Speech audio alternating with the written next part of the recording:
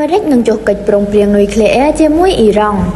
សហរដ្ឋអាមេរិកនឹងចុះកិច្ចព្រមព្រៀងនុយក្លេអ៊ែរជាមួយអ៊ីរ៉ង់ហើយទីក្រុងតេហេរ៉ង់ក៏បានយល់ព្រមចំពោះកិច្ចព្រមព្រៀងទាំងអស់ដែលបានដាក់ចេញ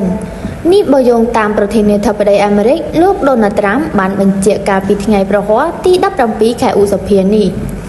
លោកត្រាំកំពុងស្ថិតក្នុងការចរចាយ៉ាងតានតឹងជាមួយអ៊ីរ៉ង់សម្រាប់សន្តិភាពរយៈពេលវែងដែលឡែកប្រភពអ៊ីរ៉ង់ក៏បានឲ្យដឹងថានៅតែមានចន្លោះប្រហោងក្នុងការចរចាជាមួយតម្លៃប្រេងរបស់សហរដ្ឋអាមេរិកបានធ្លាក់ចូលប្រហែល$2កាលពីថ្ងៃប្រហ័សតាមការរំពឹងទុកនៃការកិច្ចព្រមព្រៀងនុយក្លេអ៊ែររវាងសហរដ្ឋអាមេរិកនិងអ៊ីរ៉ង់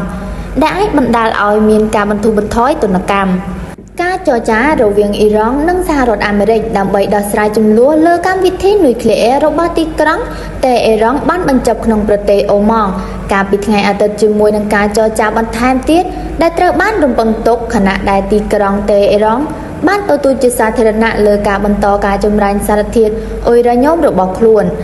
ប៉ុន្តែទីក្រុងតេហេរ៉ង់មិនបានទទួលសំណើថ្មីណាមួយពីសហរដ្ឋអាមេរិកដើម្បីដោះស្រាយជម្លោះនុយក្លេអ៊ែររយៈពេលជាច្រើនទសវត្សរ៍នោះទេដោយបន្ថែមថាអ៊ីរ៉ង់មិនដែលសម្របសម្រួលលើសិទ្ធិរបស់ខ្លួនក្នុងការចម្រាញ់សារធាតុអ៊ុយរ៉ាញ៉ូមលើទឹកដីរបស់ខ្លួន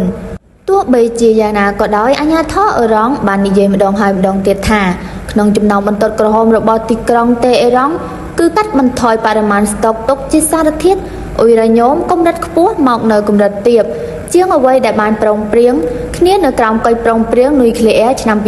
2015របស់អ៊ីរ៉ង់ជាមួយមហាអំណាចចំនួន6ដែលលោកត្រាំបានលុបចោលនៅឆ្នាំ2018